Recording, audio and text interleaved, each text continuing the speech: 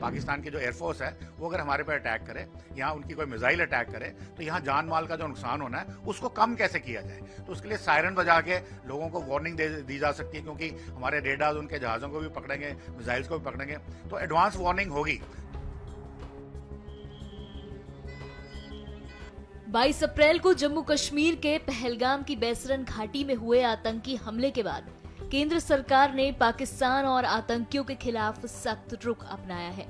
हमले के बाद घाटी में सुरक्षा एजेंसियों की सक्रियता बढ़ गई है और संदिग्धों के खिलाफ लगातार कार्रवाई की जा रही है। इसी कड़ी में भारत और पाकिस्तान के बीच बढ़ते तनाव को देखते हुए केंद्रीय गृह मंत्रालय ने नागरिक सुरक्षा यानी सिविल डिफेंस के लिए देश के सभी राज्यों को 7 मई को मॉक ड्रिल कराने को कहा है, ताकि आपात स्थिति में लोगों की सुरक्षा सुनिश्चित की जा सके। मॉक ड्रिल के दौरान हवाई हमले यानी एयर रेड चेतावनी सायरन को सक्रिय किया जाएगा। इस बीच सीमावर्ती इलाकों में सुरक्षा की पूरी चेन हाई अलर्ट पर है। मॉक ड्रिल के दौरान आम नागरिकों, छात्रों आदि को प्रशिक्षित किया जाएगा कि अगर किसी तरह का हमला हो जाए तो वो खुद को कैसे सुरक्षित रखें। इस दौरान ब्लैकआउट की व्यवस्था भी की जाएगी। देखिए, जिस तरह के जो माहौल बने हैं पहलगाम मैसेकर के बाद, भारत का रवैया बड़ा क्लियर है कि भारत ने उसका बदला पक्का लेना है, और बदले में एक ऑप्शन वॉर की भी होती है। और यदि वो वॉर की ऑप्शन एक्सरसाइज हो जाती है या एस्केलेशन ना चाहते हुए भी हो जाती है, तो दोनों तरफ को तैयार रहना ही जरूरत है। पाकिस्तान की भी आर्मी, नेवी, एयरफोर्स इस वक्त पूरी तैयारी पे है, पूरे अलर्ट पे है। उसी तरह से भारत की नेवी, आर्मी, एयरफोर्स भी पूरी तैयारी पे है। अब अगर भारत की तरफ से कोई वार होगा तो पाकिस्तान भी रिटेलिएट करेगा, और रिटेलिएशन के तरीके क्या हैं, वो हो सकता है आपके काउंटर वैल्यू या काउंटर फोर्स टारगेट्स पे करे, या आपके शहरी इलाकों पे भी कोई मिसाइल गिर सकती है, कोई हवाई हमला हो सकता है, उसमें कोलैटरल डैमेज होगी और सिविलियंस की जान माल की नुकसान हो सकता है।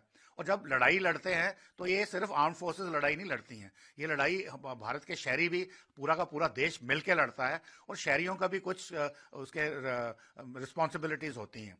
तो उस केस में अगर ये हमारे ऊपर हमला होता है तो पहले हमने पैसिव एयर डिफेंस मेजर्स लेने हैं अगेंस्ट एनिमी एयर। पाकिस्तान की जो एयरफोर्स है वो अगर हमारे पर अटैक करे, यहाँ उनकी कोई मिसाइल अटैक करे, तो यहाँ जान माल का जो नुकसान होना है उसको कम कैसे किया जाए। तो उसके लिए सायरन बजा के लोगों को वार्निंग दी जा सकती है, क्योंकि हमारे रेडार्स उनके जहाज़ों को भी पकड़ेंगे, मिसाइल्स को भी पकड़ेंगे, तो एडवांस वार्निंग होगी, ताकि लोग अपनी जान बचाने के लिए बंकर्स में जा सकें, या जो भी मेजर्स उनको सिखाए जा रहे हैं वो कर सकें।